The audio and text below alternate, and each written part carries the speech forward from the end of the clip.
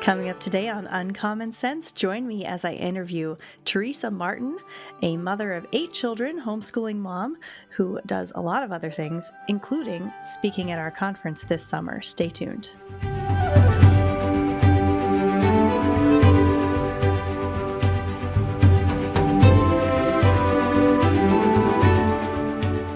Hello, and welcome to Uncommon Sense, the official podcast of the Society of Gilbert Keith Chesterton. I am Grettelyn Darkey, your host, and so happy to be joined today by Theresa Martin. How are you, Theresa? Oh my goodness, I'm doing so great. Thanks for having me on. Oh, it's exciting. It's wonderful. We never have enough women speaking at our conferences, so always great to have a nice, intelligent woman on the Yeah, on the right. panel there. So tell us a little bit about yourself. It's amazing that you're a mom of 8. That's wonderful. Homeschooled them. That's great. I've met your sons. Some of them started the Squires, which we could talk a little bit about too, Yeah. but tell us about you. Well, first of all, I grew up in New Orleans, so I am just tickled pink that we are having the Chesterton Conference down in New Orleans this year.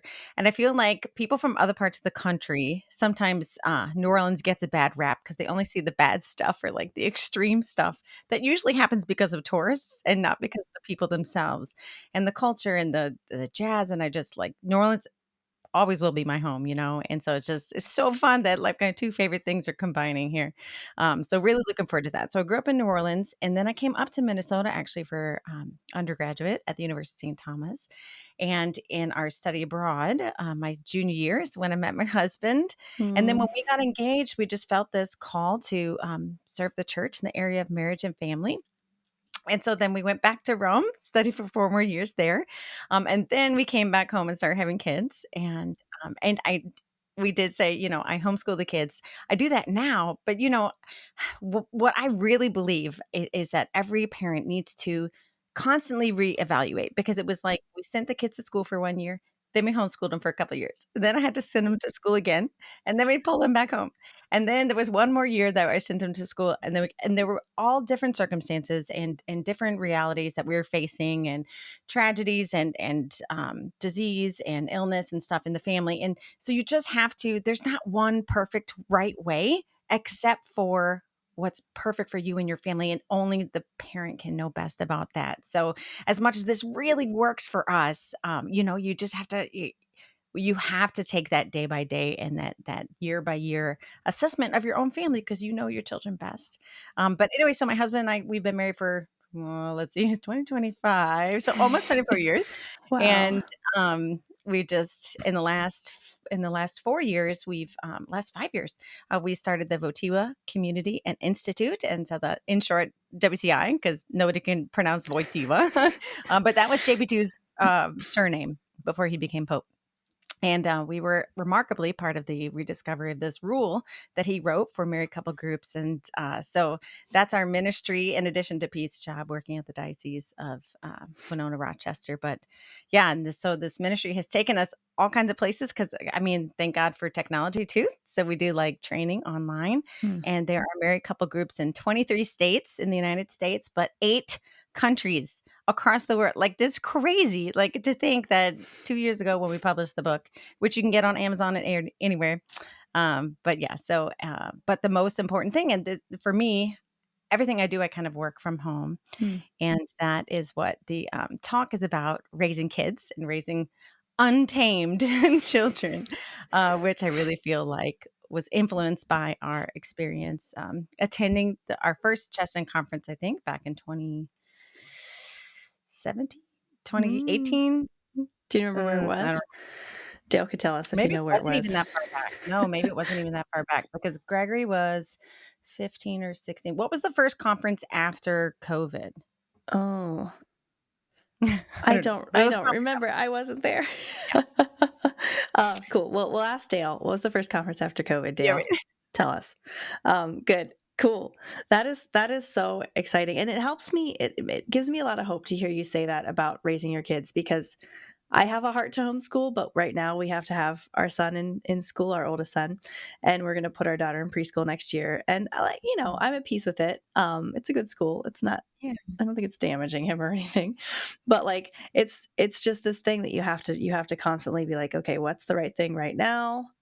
And it's not worth beating yourself up over for doing it differently, or having No. to change it. So that's No, great. absolutely not, and that's what, my boys are so great. So you said they started the Squires, they do, and they read Chesterton all the time, and so they were printing me out, "Mom, you gotta talk about this, and here's another great thing Chesterton said about the domestic life," and one of the things from Fancies versus Fads in the Turning Inside Out by Chesterton. And he was talking about the idea of women's liberation, and I'm putting that in quotation marks for anybody who's not watching a video of this. But the women's liberation, he says, the most amazing thing, the most important thing is cultivating this young soul, right? And to be able to watch them grow in all facets of their life, and that a schoolmaster might see a kid for a few years, right? But they're not going to be there when they lose their spouse or some tragedy happens or at the end of their life or when they're struggling emotionally, and maybe they might see a psychiatrist for a few years, but it's only the parent, the mother and the father, who are there to like cultivate the wholeness of that child, Mm, and that we should trust our instincts. And so do we really want to be liberated from the greatest masterpiece option, available to us? He's like, that would be like saying, let me liberate you from becoming Leonardo da Vinci, right? And so that's the thing. And so best. And I think there's so many like um, experts on education and experts on these different things, but best for your children and your family, right? And so for the year, so there was one year that we decided to homeschool, and then my fifth child was born, and we found out he had the same rare disease that the second child had. mm. And so I had to come to the reality that I was going to have to give a daily injection to my newborn. And Oh, he screamed and he spit at me and like oh, it was this whole traumatic thing. yeah. And I realized there's no way I can homeschool this year. You know what I mean? Mhm, Like, and that was just what we had to do. And that was mhm. where our family was at.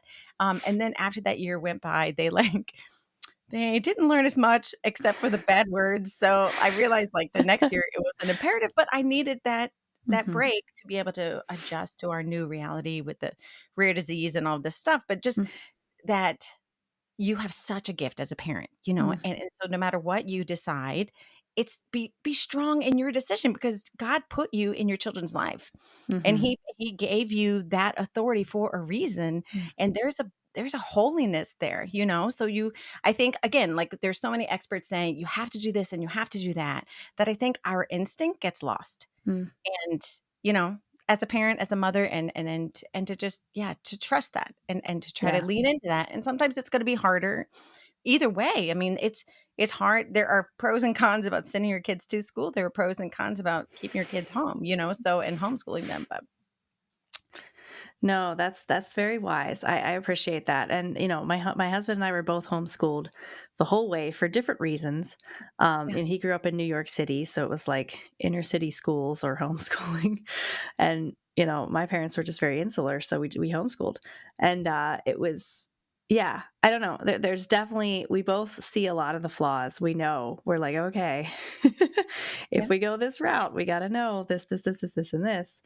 Um, yeah, and then putting our son in school, it's this whole other thing. But yeah, I think that is so important though, like reminding parents that it is your job, it is your decision. If your kid is in a Chesterton Academy, which is some of the yeah, best schools in the country, absolutely the best schools in the country. yes, like no question, right? So, but you still have to parent them. You can't just send them off to school and expect everything to be fine. So there's this element of you and them and that relationship, and that can't be lost, and that's beautiful. That's wonderful.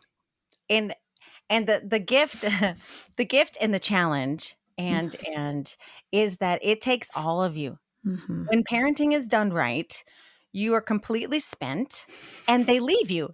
Do you know Mm-hmm. what I mean? Like it's so it feels so backwards, right? Because if we Mm-hmm. do everything right, they're confident and they are whole and they're able to face the world, right? Mm-hmm. But it takes all of you to get there. Mm-hmm. But it's also a beautiful, beautiful gift and a beautiful journey if we can lean into it. But it does take like discipline on our parts. Like even this morning, I was like about to go take a shower and I hear bang, bang, bang, bang, bang on the door. And I hear I'm thinking it's some huge emergency. And I'm like, what? Well, like, I'm frantic, right? Like, so, like, stop my whole process. What's going on? And my daughter says, rainforests are real. And I was like, what? I thought Magic Treehouse was just making it up, but I read it in my science book. They're really real. And she was so excited. And I was like, are you kidding me right now?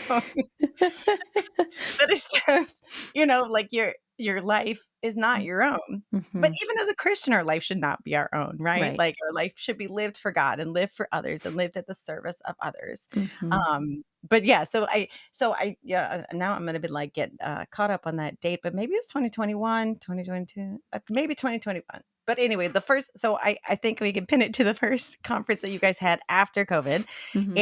and Gregory and I went, or maybe Gregory first went with his grandfather. Anyway, he got the Chesterton bug, and then I went with him to the next one when it was in Milwaukee. So whenever Mm. that one was. And what was beautiful about that is, like, I was raised in a traditional educational system. And Mhm. so I was a very tamed child. Okay. So my talk is called the untamed child. Mhm. Can't But wait I to was get to very, that. yeah. So I was a very tamed child.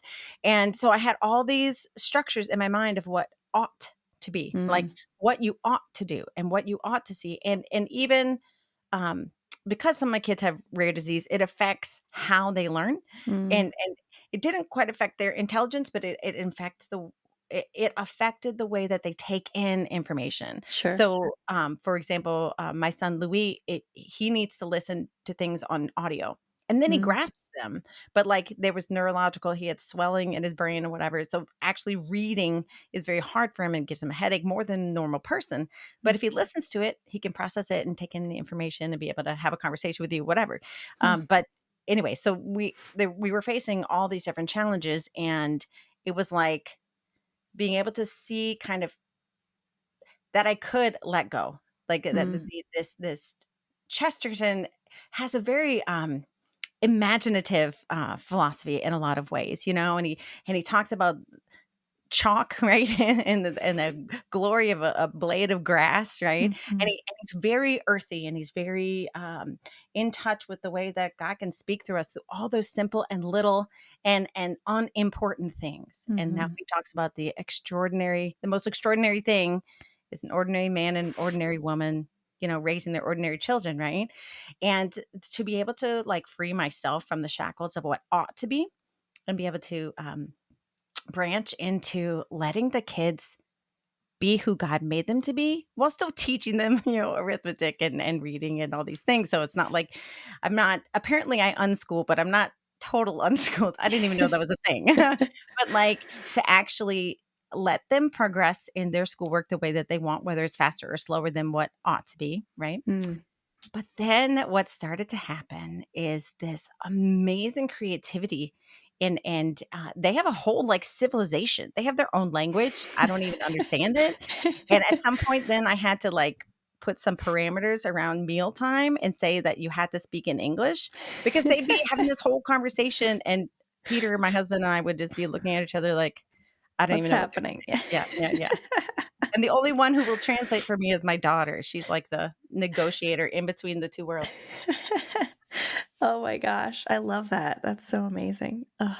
Well, I mean, I didn't learn to read until I was like 10 or 11, and Yeah, that is actually on the scale of normal. It's just on the far end of normal. And my husband was the same way. Our son has taken his time too, and it's like this thing with us and the teachers to be like, it's okay, he's gonna be fine. yeah, Like, just chill a little, he's getting there, he's got some words, he's got some dyslexia, it's gonna be fine. yeah. But yeah, that's very interesting. So what are some, like, other untamed elements? Like, what does that mean, have an untamed child? Help us understand that. So, first of all, they don't sit at a table and do their work. Yeah. So, I have found them doing their work whilst in a headstand. I have found them doing their work swinging on the swings. That's not okay. So like, even those like little parameters of structuredness. But then I let them, if they've done their work for the day, I let them go. And I just let them go. And one of the most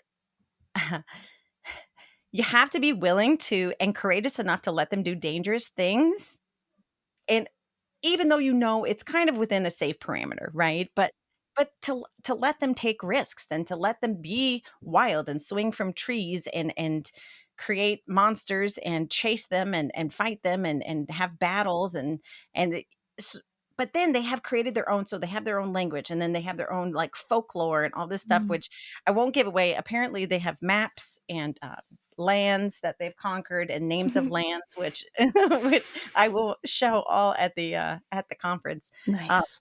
with our boys in the front row, probably holding back. I told them they can't comment during my talk. They have to wait till the end. But no, it's fantastic because, you know, C.S. Lewis and the Chronicles of Narnia, right?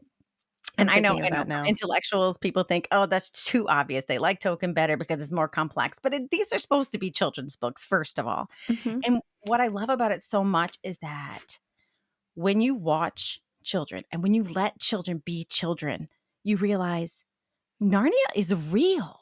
Like, Mhm. it's really real, and Mhm. it's as much a part of their development and their skills and their learning process and solving problems process as anything we teach them from books. Like, if Mm. you let them get out there and create this world and create and sometimes we think imagination is just like extra play, Mm. but actually that world of theirs is just as real as then when we sit down and have dinner together, right? Like they're Mhm. still living in that reality and living in that world. Mm. And so the imagination is more real than I think we give it credit for, and it does more for them.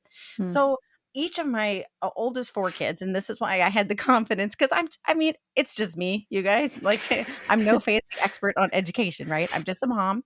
And yet I'm watching my sons become stronger and more confident Mm. and more talented than I actually expected they would be. Mm. And just based on my own talents and Pete's talents, like the fact that they are discussing things at a level higher than their age. But Mm. then also even like my 14-year-old, he just turned 14, Emmanuel.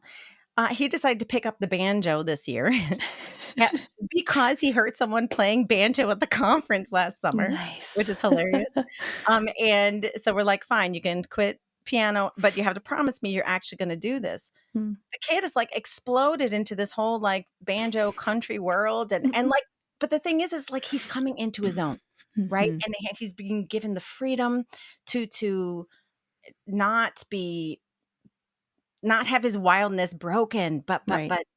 channeled, right? Like, Yes. so instead of like, "No, no, no, you have to sit in this desk, and you have to be this certain way, and you have to follow these certain rules," Mm. that they're able to grow up without it being broken or tamed down, but just channeled to become the best version of themselves. Mm. Oh, I love that. Which one of your sons, is the artist too? That would be Louis, and his Okay. middle name is Francois, so his artist name is Louis Francois. Oh, I love Which that. is fantastic. I mean, who knew, right? And then Gregory, our oldest, his middle name is Carol after JP2 Mm. with a K. So he's also GK Mm. Martin. And so who ever thought he was gonna be a Chesterton fan? We didn't. We just kind of like, So Louis Francois, yeah, and he got accepted to the Stabat Mater Art Institute down in Tyler, Ah, Texas. So he'll be nice. going there in the fall, which is fantastic too. And just this way of each one of them being able to like step into Mhm. who they're meant to be, right? And Mhm.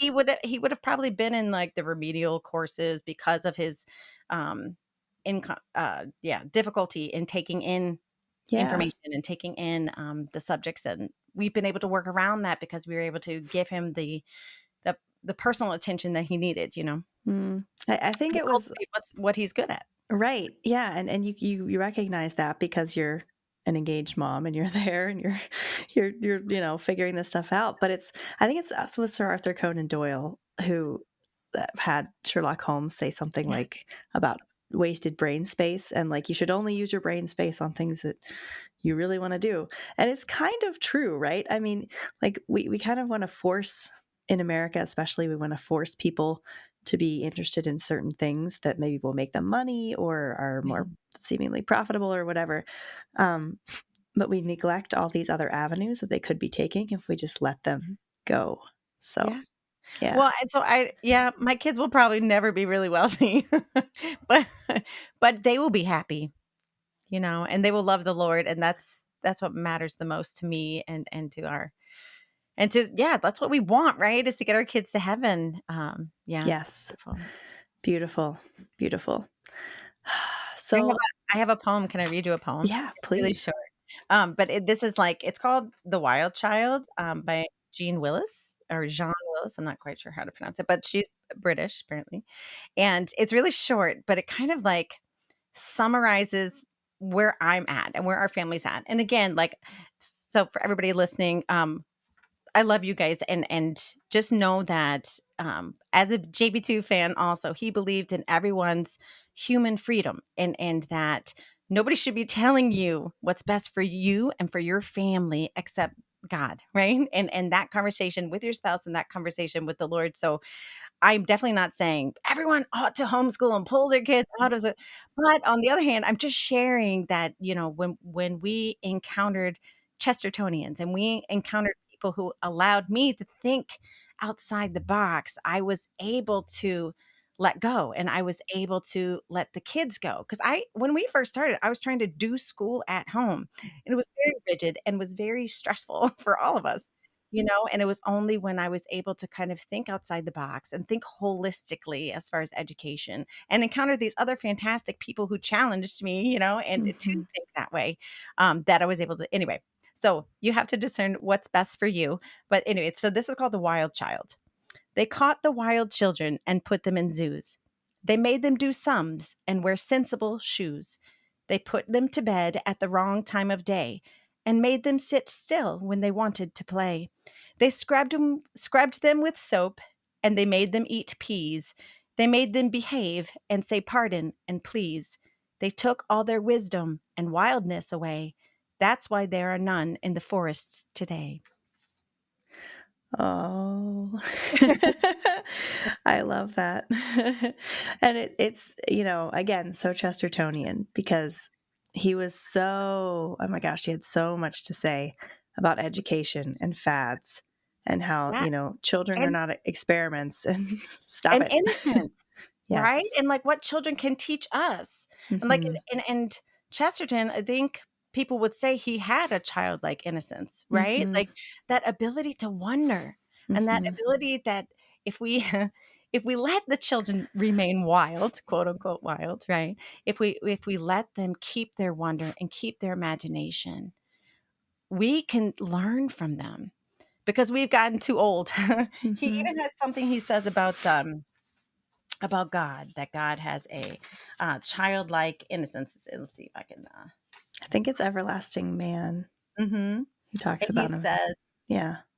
"It may be that God has an eternal appetite of infancy, for we have sinned and grown old, and our Father is younger than we are." Mm. And so I think too, like when we allow children to be wonder, not only do they become the best versions of themselves, they allow us to unlock Mm. that that that oldness and allow us to be free too, because here I'm talking about homeschooling my kids, but I have a master's in theology and I'm a PhD student now. I'm getting my doctorate as well Mm. as running this nonprofit organization. So it's not like I'm saying, oh, moms, don't do anything else. Just stay home and raise your kids. And that's the most important thing. I mean, it is the most important thing, right?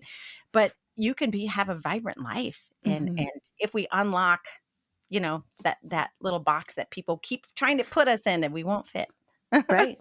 Yeah. Yeah, and some of it's, modern culture and some of it's just I think there's a sort of a control freak problem at the top of a lot of these piles that we're, Yeah. the modern education pile and some of these And within places. ourselves, right? Yes. Oh, yes, yes. I am working on letting go every day, Yeah. for the good of my kids because I want them to be able to be free and I want to, it's hard for me. I was raised sort of in a very sort of strict environment. So it's hard for me to even let them play loudly. My husband has no problem. He's one of five boys. They were just wild. It's fine. Yeah. But for me, it's like, okay, they're yelling, but they're happy yelling. Sometimes there's even some, you know, oh, you hurt me, but they work it out Yeah. usually. So a lot of times it's this process of like pulling back and being there if something really happens, but Sitting on your hands when you need to and yes. not reacting. Yes. I know. Yeah, yeah, but I think I mean, that's what God does for us so often, right? Yeah, So it's really trying to imitate that, and I'm sure our Blessed Lady was just the same. yeah, But just trying to get into that heart of the Father and be like, "Okay, let them let them learn, let them figure it out. yeah. You don't have to micromanage, you don't have to hover." Because just as much as you're trying to trust yourself, trusting them and trusting that they do sort it out. And then there are fist fights, and sometimes I intervene, but sometimes they have to solve. And then Mhm. sometimes there becomes this hierarchy, right? And they, like, judge each other and take them to court and who knows what. And the It's so oldest is it's so funny. I tell my older sister all the time, like, "My son is you," because he'll yeah, just direct all the play. He's like, "No, this is how you do it," and da, da, da, da, da. And thankfully for now, my daughters go along with it, but, it's very funny. There's sometimes when I catch them and they don't know I'm watching them, they're just it's like, yeah. Or me, like, as the 3rd, and so I'm from a family of 7, "Mm, and we had 3 girls, 4 boys. But I'm the 3rd girl, and so even as, like, a 3rd child, I'll watch what's happening, and I'll be like, "Leave him alone, he doesn't have to do it your way," like, silent from the other Yep. room. As a younger sibling, I'm, like, Yeah. trying to, like, defend them, but yeah, no, it's beautiful because you watch them grow and you watch them just develop, and so Gregory, he was at Franciscan University. He's taken this semester off actually because he didn't wanna take out student loans, so he Mm, stopped to, work full time, and he has 3 different jobs, wow. but he plans to go back in the fall, but yeah, he didn't want to take out student loans, which is Smart. again, it's like it's this balanced thinking outside the box, and most people are like, "No, no, no, you can't quit school, you just have to keep going," and he's like, "Why?"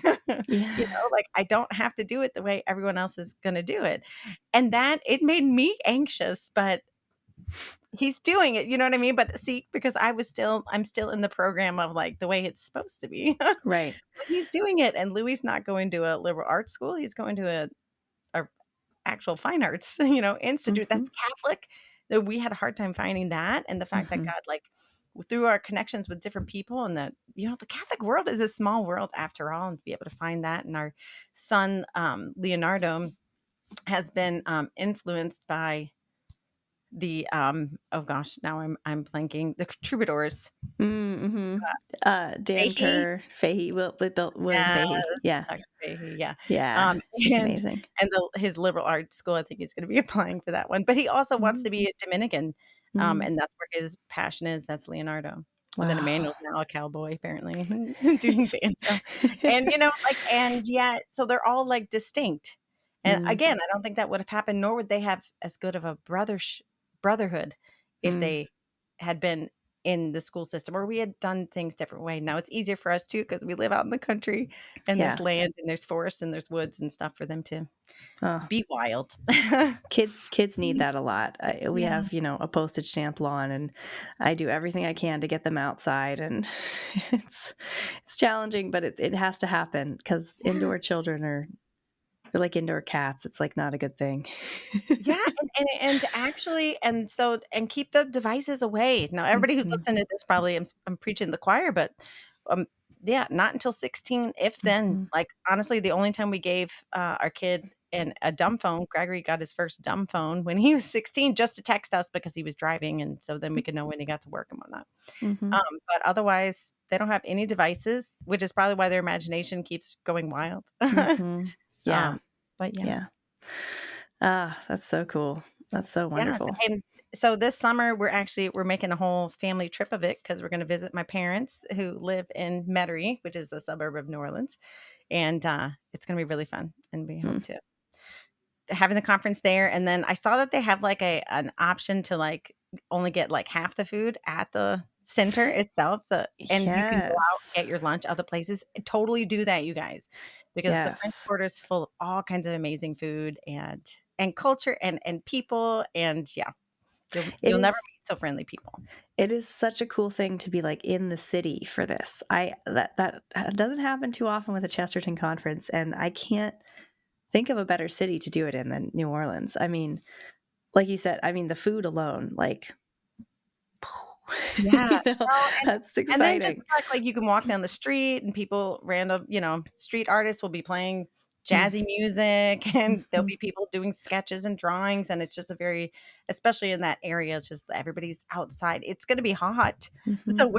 wear loose, warm clothing or, like, clothing Yeah, for yeah. the warm area, but it's gonna be fantastic, and yeah, Nice. it's Do you have any special, like, from your childhood in your heart places you wanna go while you're there, or apart from well seeing your family, obviously? no, I mean, we always, take that walk down by Cafe Du Monde and right Mm. down by Jackson Square. I love that area, and, Mm. Peter actually proposed to me on one of the steamboat the Natchez, so Aw. when we can, we went back on one of the steamboats. We probably won't be able to do that this time, but, that's always fun too because they're an actual operating paddle boat, I think Nice. one of the only 2. There's others that are kind of like show boats that have a paddle, but it doesn't actually do anything, but these are Yeah. actually still do, yeah. Spirit of New Orleans and the Natchez, yeah. Wow. That is so exciting. Yeah, it's a beautiful city. So that's some of the conference pitch, but why is the Chesterton conference so special? Like, why should people come for this specifically and not just visit New Orleans on their own some other time? Well, what we've grown to love about the Chesterton Conference really is the people. I Mm, mean, the topics and everything too, but that comes out of the people and who they mhm, are, and people who gravitate to Chesterton are people who, 1, are down to earth, right? mhm. Not like hoity-toity, snobby, right? Like, they're the opposite of that, right? They're Mhm, down to earth, and even if they're super smart, they're still down to earth, and they still meet you, like, in your real and are willing to have conversations with you and are willing to think outside the box and listen to new ideas, because that's the mm, other thing too that I was really surprised by, because engage with different people in different organizations who have like mission statements, but then you meet the people and they're like not living that mission statement. When I Yes. met Chestertonians, I was like, wait, they really are for real. Like, Mm, I kept waiting for that person to come up to me that was not for real, mhm, but they never showed up. And mhm, that has always impressed me of this, like, the people who come really live it, and so that's why, that's the one thing that pulls us back, and especially my boys too, because here they are, these scrappy teenagers, right? And the Chestertonians just have embraced them with this beautiful open arms, and not only that, but, like, engage them as if they were, mhm, seeing eye to eye, and it as if they had great things to say, and, of course, I think they do, but they're still just kids versus mm, people who've been going to the Cheston Conference for decades, right? And yet they treat them with such respect, mm, and yeah, and it's the people more than mm, anything, but the lineup of speakers look fantastic too, so then it's always, like, growing in your own understanding of things, and pushing yourself to think outside the box, but also mhm, gathering with old friends and making new ones, and mm. it's a fun time, no matter where it is, but especially in New Orleans. I love that. No, it is a very real crowd. I just nobody's there putting up a facade. It's just like, here's us, come Yeah, join. We want you because isn't that fun? more is better. Yeah. Yeah. I got to last year, my table was like next to your son's table. And so I got to sit next to like Louis and talk to him for a while. And he's so sweet. My goodness. They are. Yeah, they all are, but we were just next to each other for a lot of it. But just briefly though, for people who don't know, the Squires were started by Teresa's one son or two sons. Did they Oldest start? son, Gregory. Mhm. Yeah, oldest son Gregor. I knew he was like the founder. Yeah. Um, so he started this as an alternative to our knights, who are our monthly supporters who give us financially, which we are so grateful for. But we also ask them to pray for us. And Gregory's a teenager, and he says, "I can't be giving you this much a month, but I can give you a rosary." Do they do a rosary every day? Every day, the That's squires so commit to a amazing. rosary every day, and then they meet weekly to discuss Chesterton. So, it's It's really neat. so great. It's so great. So if any of you have kids or grandkids that might be interested in this, we'll put the link down below to the Squires and what they are and what they do. But They have to be teenagers, so the sad but kind of cool thing, Gregory's gonna age out of the Squires this June, so he's looking to pass the baton on to one of his brothers, probably Leonardo. That's great though, because then it will continue. It's not Right. gonna depend on his personality, so Yeah. that's really cool, but I don't know, so impressive, and so wonderful, and just a way for young people to not only support us, but to get to know Chesterton Yeah. better, so Absolutely. so cool, and we, for a few years now, we've been able to help them sort of raise money to come to the conference, which has been fun too, the the fun runs with with the Yes. squires. Yeah, and so Yeah. hopefully we'll be getting that up again. So look out for it, you guys. Help Yeah, these squires get to the conference. yeah, we'll see what we could do. I don't know what will be in the works, but it's just an exciting thing to see young people doing this, and again, I'm sure it's a lot of it's because of the philosophy that you're raising them with, that this, like, you can just try it and see if it works, Yeah, which is some of the best advice I think anyone could give is just try something. It's like Chesterton says, if it's worth doing, it's worth doing badly, so just try it. just try it. If you Well, that's a beautiful thing too, because you don't have to you don't have to feel like the decision you make today is going to affect your child's soul for the rest of their life, right? yeah. I- If you have an inclination to homeschool your kid and you've never tried it and you're weighing all the pros and cons, but it just is something that keeps itching at you, just try. And Mhm. if, like, so let's say you decide next year to homeschool your kid, and by December you're like, what the heck have I done? Then you can send them in school. The Yeah. school will take them back happily. You know what I mean? Mhm. Like, it's okay. Yes. It's okay to try and fail. But if you don't, but you won't realize how great it can be if you don't put yourself out there, or Mhm. you may try, fail, and try a different way and then succeed that way. So it's okay to fail. But Yes. the worst thing is not to try it at all, Yes. Yes. no Because matter then what you it is. Yeah. right, you never know, and you never know what could have happened, and Yeah. yeah. Well, any last words of wisdom or anything you wanna share about your talk before we have to sign off here, Teresa? No, I'm just thrilled. I'm just thrilled to be able to be given this opportunity to talk about what has happened in their lives and this realness of Narnia that exists around us if we let the kids actually be a little wild and be a little untamed and realize that they don't have to be mini adults, Mm, that really can be children and be crazy and give you a headache. Yes, that's true. But actually, they are brilliant and God has gifted them and gifted childhood with a wonder and an imagination that we lose through the mm, stress and the tragedies of life and the sins too, but like also just like the burdens of adulthood like weigh us down and take away that levity, and I think we can learn so much. And mm, so I'm super excited to be able to share the story and the wild story of my kids and their Narnia and what has happened in our family, and a lot thanks to Chestertonians helping us to see beyond that box and be able to open our minds. So mm. super excited about this one. It's very personal and it's a lot of fun. Wonderful, wonderful. Well, where can people find you too and the, WCI? Where's that, on the internet? Where can people get in touch with you if they need to? jp2rule.com. So Okay, jp2rule.com. You can do the number 2 or the II. Both will pop you to our website. And you can find our book. It's The Rule by Peter and Theresa Martin. And you can find that on our website or on Amazon, anywhere books are sold. So wonderful. We'll also link those, below so that if you thanks. didn't catch that, you can find those and click on those, because yeah, we need to spread what you guys are doing too. It's so exciting. It all So works together. It's mhm. complementary. Amen. Well, thank you so much for joining me today, Teresa. It's going to be great to have you at the conference. I'm sure so many people are going to be excited to meet you. Thank you. We look forward to it. Wonderful. And thank you all for watching and listening. We really appreciate it. If you could share this video, hit the like button, the subscribe button, help us get out there because as we know, Chesterton is always better with friends. Thank you and God bless.